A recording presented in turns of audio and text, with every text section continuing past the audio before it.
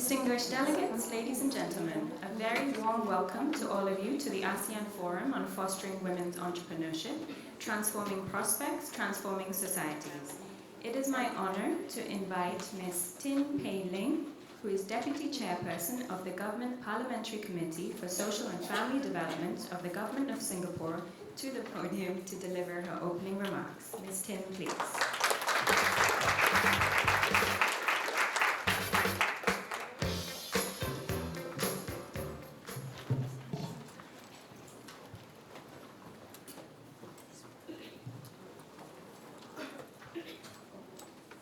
Mr. Nagesh Kumar, Ms. Claire Chung, Dr. Nolene Hazer, Ms. Sheila Patel, Ms. Rodora Barbaran, Your Excellencies, distinguished guests, ladies and gentlemen. Good morning. I'm very happy to join you this morning for this ASEAN Forum on Fostering Women's Entrepreneurship. And a special welcome to all those who might have traveled from afar to our little island in the sun. We are here to share our respective national experience on encouraging women's entrepreneurship and to discuss opportunities for collaboration within ASEAN. This is an important priority for ASEAN countries and indeed beyond. For women around the world play an important role in building families, communities, and the economy. All over the world, women build families and keep families together. Women also contribute more to their families if they work and add to their families' financial well-being. Evidence from a range of countries shows that increasing the share of household income controlled by women changes spending in ways that benefit children. The girl effect that was highlighted in the World Economic Forum 2009, for instance, noted that women and girls with income reinvest 90% of it into their families as compared to only 30 to 40% for men. Women create social capital in communities through building strong families, caring for the young and old, and supporting fellow women through job opportunities and networks.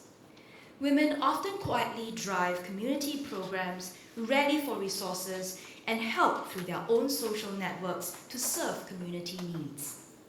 Those of us who have been active on the ground would have seen the auntie networks and the mummy networks in action, for instance. Women drive economic growth. An increase in female labor force participation results in faster economic growth. As economies in ASEAN pursue growth on new engines of growth, we should look to our women as a significant source of untapped talent and entrepreneurial dynamism. But we need to create an enabling environment to achieve this. Women in different countries have made different levels of progress, but all can do better. One key issue is that women, especially in Asian societies, are expected to be the homemaker and sole caregiver of the young and old. Caring for our loved ones is a very noble role, and many women willingly do so. But there are also women who have to or who aspire to work, whom we need to help. Our goal should be to enable women to achieve their aspirations, whatever they may be. Singapore has recently made some positive moves. In April, several of my fellow parliamentarians and I moved a motion in Parliament on enabling the aspirations of women. And I'm happy to share that the motion received unanimous support from both sides of the House and from all our parliamentarians, regardless of gender. Through the parliamentary motion, we committed to do 4 priorities to enable women to participate and stay economically active. The first, to free up capacity and build capability. Second, give options. Third, remove barriers. And fourth, be future ready. I will touch on these very briefly, as I believe that our speakers today at this forum will have many more ideas to share. The first, on freeing up capacity and building capability. Women have traditionally been and still are the primary caregivers at home. We must make available adequate care options and strengthen support for caregivers so that they will have the capacity for other pursuits. We also need to enhance the skills of our women, especially for those who have not worked for a long time. And in an earlier conversation that I had with Ms. Shirin, I think that was a very good example, which I'm sure she will share more in detail earlier. In some of our member countries, for example, some of our women may not have been exposed to the workings of business, and they may be doing very well for subsistence, but to bring it to another level, they will need more support. And indeed, it's not just in certain countries, but all across ASEAN, Asia, and around the world, we do observe women who need a lot more support, whether it is to imbue in them with the right skills for the areas that they are working in or targeting or looking at so that they can re-enter the workforce, or even to set up businesses to be womenpreneurs. I think these all need a little bit more of help so that we can help build up the capability and indirectly the confidence for them to go forward, do more, do greater. So in this way, they can then contribute with their talents and entrepreneurial drive to support economic growth. Second, on giving options. One option is to encourage and incentivize employers to rethink its policies and how work is organized to offer workers flexibility. Flexible work does not mean less work, but it allows workers to start or end at a different time or simply work from home. Of course, flexible work is not suitable for all industries or settings. Hence, another option, and which is a key focus of today's forum, is to help them become entrepreneurs. As entrepreneurs or womenpreneurs, they can stay economically active and have better control of their schedule at the same time. We have a favorable environment for womenpreneurs. Mastercard Women's Entrepreneurial Index 2017, for instance, ranked several ASEAN countries highly, with Singapore, Philippines, Thailand, Vietnam, and Malaysia at 5th, 8th, 10th, 19th, and 25th positions respectively. These suggest that women in these markets are making fairly good progress as business leaders and professionals have relatively good access to SME support, financial services, and education, and live in societies where underlying entrepreneurial supporting conditions are healthy. We should take advantage of this and encourage women who wish to take the path of entrepreneurship to do so. One platform that I believe can be leveraged further by womenpreneurs and aspiring womenpreneurs is the ASEAN Women Entrepreneurs Network. This is a network of business women in the region to, number one, exchange knowledge and experience, number two, develop and propose initiatives to promote economic and trade activities in order to enhance gender equality, empower, and strengthen entrepreneurship skills for women in the ASEAN community. And number three, create a favorable environment for female-led entrepreneurs and support for women entrepreneurship in the region. So let us strengthen the network, support one another, and keep the women momentum going. Third, removing barriers. To empower women to achieve meaningful progress, we need to also remove the barriers that constrain women. An invisible but critical obstacle is how women are being perceived and pigeonholed. We therefore need to challenge the stereotypes and reshape the attitude towards women. Fourth, be future ready. As we look to the future and especially look to empowering women, we must also embrace technology, which is a critical enabler to the above goals.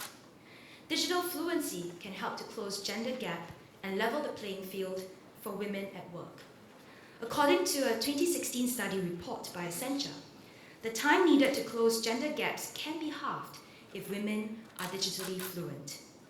It is equally important for womenpreneurs. By plugging into the digital world, women can conduct business without leaving home. They can access to a much larger market beyond their immediate communities. They can lower operating costs, and they can be part of a much larger support network. Women can make use of digital platforms to raise funds, find mentors, and network with other womenpreneurs. Therefore, there is a strong case for cultivating and strengthening digital fluency amongst women. We need to make digital skills a core competence of women in ASEAN. This forum aims to discuss the legal and policy environment necessary to support women's economic participation. And I wish you a fruitful session. I'm confident that with so many of us here, each with our own ideas and experiences to share, we can come up with many good measures to support the cause. We will need concrete and sustainable efforts to drive this goal, but ultimately, supporting women to fulfill our familiar and career aspirations and to help women to be future ready will require a whole of society approach. Everyone must believe in the value of women in our community, our economy, and our country. Let us each be that spark and multiplier to convince our respective communities and countries of the important contributions that women can make to the world. Thank you.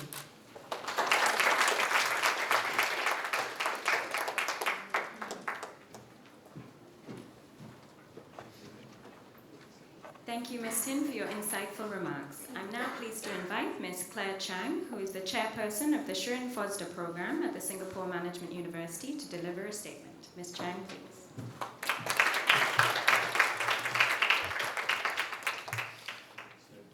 Thank you, Ms. Ting Pei Ling, Mr. Nagash Kumar, Ms. Sheila Patel, Ms. Rodora Barbaran, Dr. Nolene Hazer, Your Excellencies, distinguished guests, ladies and gentlemen. It gives me great pleasure to invite you all and to extend a very warm welcome to this ASEAN Forum on Fostering Women's Entrepreneurship.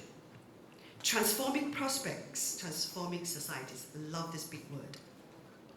In particular, I'd like to express my gratitude to ESCAP for organizing this forum and to Goldman Sachs for lending your support. And of course to SMU, to Martin from the Institute of Societal Leadership, and to the management of Shirin Fozdar program in SMU. This is really a network of advocates, champions, and community resources that we're gathering here today. It's for me what I see as steward impact. We believe that poverty can be eradicated by economic independence through entrepreneurship. The SFP, or Shirin Fozdar program, is one of such platforms to educate, train, and provide capacity building opportunities to the women community. Shirin Fozdar herself was a pioneer of women's rights in Singapore, one of the founders of the Singapore Council of Women in 1952, key figure establishing the Muslim Sharia Court and the Women's Charter in 1961. So Singapore women, we are all benefiting from the work and effort of all these giant women. In her honor, on 15 May 1993, the Association of Women for Action and Research, AWARE, launched an independent fund and now is institutionalized under SMU on July 7, 2009. Our program runs a series of conferences, annual lectures, as well as networking sessions to bring students, advocates, policymakers, businesses, institutions, and the public together to shape a resilient community and nurture integrated perspectives on women's development. And its underlying ethos, and I like the word RISE, because RISE is basic. R for resilience, I for inclusiveness, C for connectivity, and E for engagement. This continues to be fundamental guiding principles of the program. And if you look at the logo of ASEAN, it is also stock of RISE bundled together. And it is that basic ethos that connect ASEAN.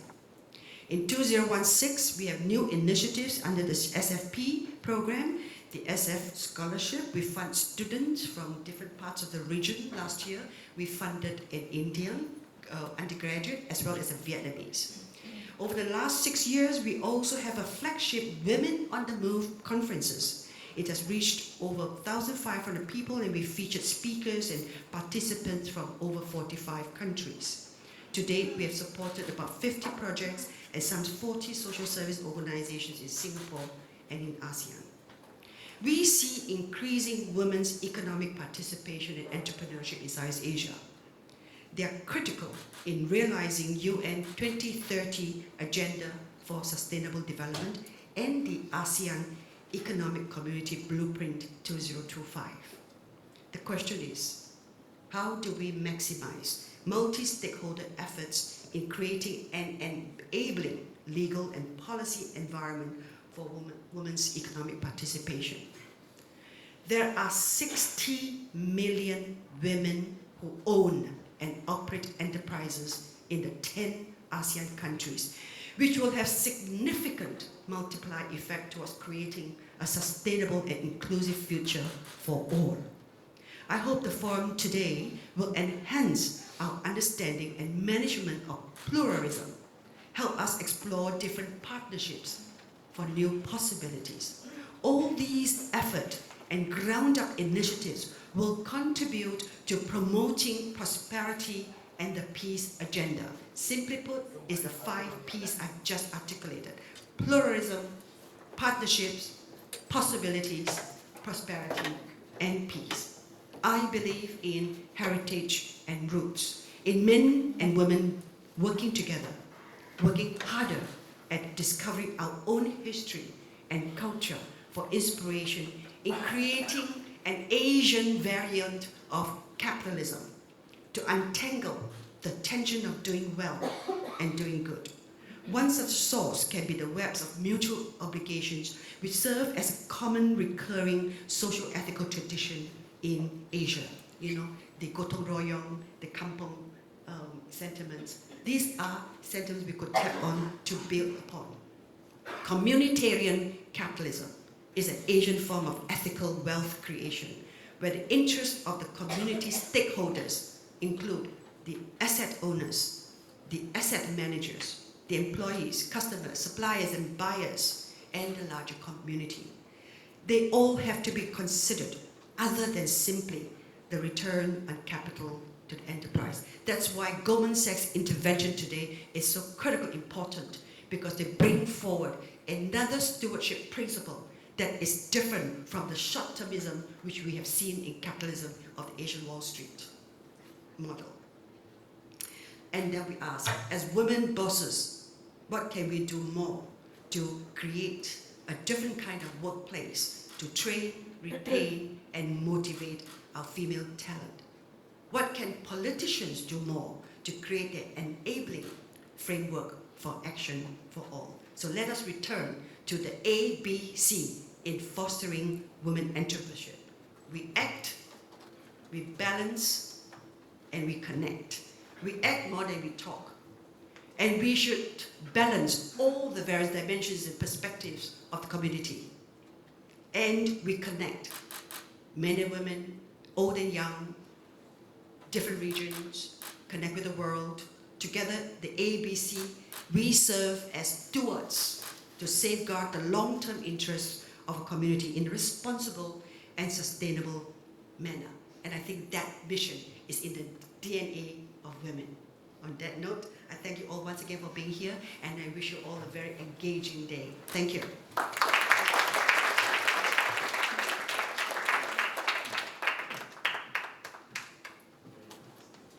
Thank you for your statement, Ms. Chang. I'm now delighted to invite Ms. Sheila Patel, CEO of International Goldman Sachs Asset Management, to deliver a statement. Ms. Patel, please. Good morning, everyone. It's an honor to be here. Your Excellencies, ladies and gentlemen, thank you to all the guests who traveled near and far to be with us today. Thank you to our partners at United Nations ESCAP and to Singapore Management University's Institute for Societal Leadership and the Shirin Fozdar Foundation and Program for making this forum possible. Thank you also to our esteemed speakers, Ms. Tin Pei Ling, Deputy Chairperson of the Government Parliamentary Committee for Social and Family Development in Singapore, sponsoring these efforts here within Singapore. Ms. Claire Chiang, who has also been a huge sponsor and is chairperson of the foundation and the program that is creating these opportunities here in Singapore and around the region today. Ms. Rodora Barbaran, Director of the Human Development Directorate of the ASEAN Social Cultural Community Department of the ASEAN Secretariat, and Mr. Nagesh Kumar, my neighbor here in the front row, Director of Social Development Division of ESCAP. Last but not least, I want to recognize Dr. Nolene Fozdar. Nolene, you have been a huge supporter and driver of this program, both within ESCAP and the United Nations, and now with your role with SMU. And for us at Goldman Sachs, you're a key inspiration for our actions and our engagement in this area. In 2011, in your prior role as the Undersecretary General of the United Nations, and in all your roles, you've catalyzed this public-private partnership initiative, and we recognize that as a key part of our drive for the 10,000 Women program. You've been steadfast in your support for the advancement of women, and throughout your career have been a model of what we can do to make things better for women around the world. So thank you for your work.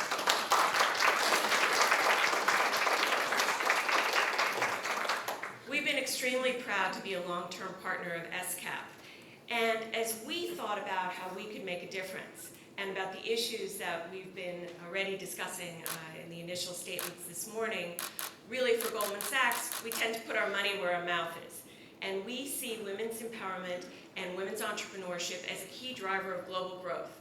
Global growth is good business, global growth is good for society, and particularly global growth in the hands of women is a multiplier effect on society because of how women spend their dollars and their money, because of how women invest in their communities and in their families, and because of the priorities that women place on education and health and many areas that tend to be the most empowering to future generations.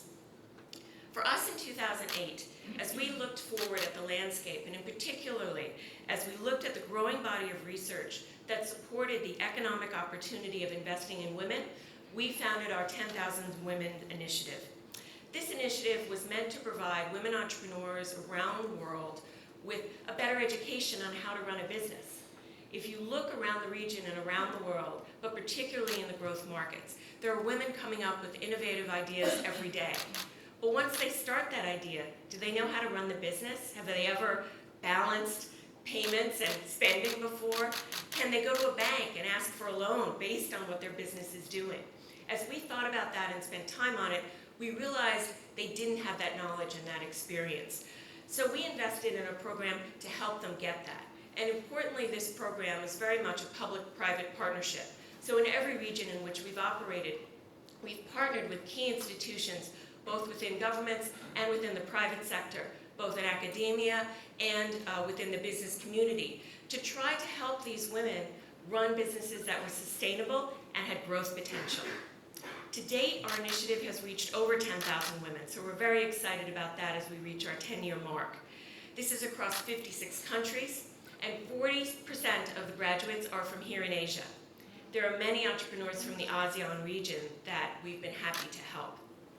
Importantly, the data shows an immediate and sustained improvement in their businesses upon graduating from the programs. Nearly 70% of the graduates we've surveyed have increased their revenue. 60% have added jobs, which means they're creating work in their communities. And importantly, 90% of the 10,000 women graduates have paid it forward. They are mentors to other women business leaders. They're able to share the training and the knowledge and teach the business skills they've learned to others.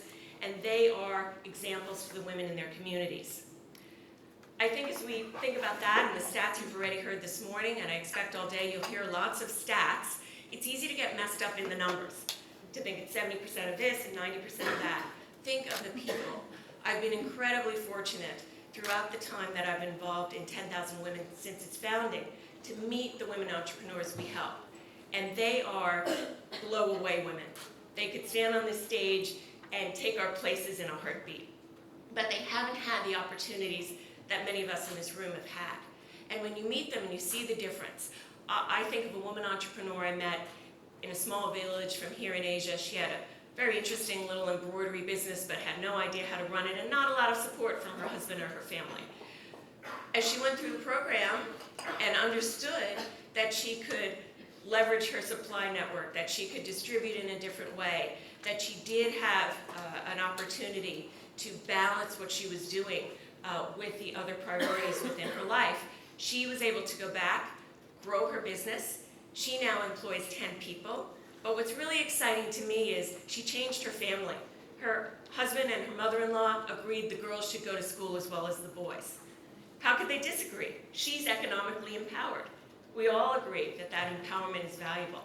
She changed the prospect for women in her village. She created multiple jobs. Those women now are engaged and have changed their families. And these stories multiply around the region. Women who have the drive to be entrepreneurs have the drive to change their societies for the better, and in ways that are completely viable and completely reasonable within the context of the societies in which they live. They're helping, they're creating value, they're helping their children, they're helping as caregivers, but they're also achieving their ambitions. However, women-owned businesses still have barriers to growth. In the many women I've met in the 10,000 women programs that we have, in many cases they get to a certain point and they get stuck. The World Bank Group's International Finance Corporation, the IFC, estimates that as many as 70% of women-owned small and medium enterprises in developing countries are unserved or underserved by financial institutions. They can't get loans. If you look at the numbers and you aggregate, this results in a credit gap for women of almost $300 billion. That's immense. One of the ironies to me about that is always that if I think about loaning somebody $5, I'm usually sure the woman in my office will repay me before the guy remembers he owes me money. So in general, no insult to the men in the audience, but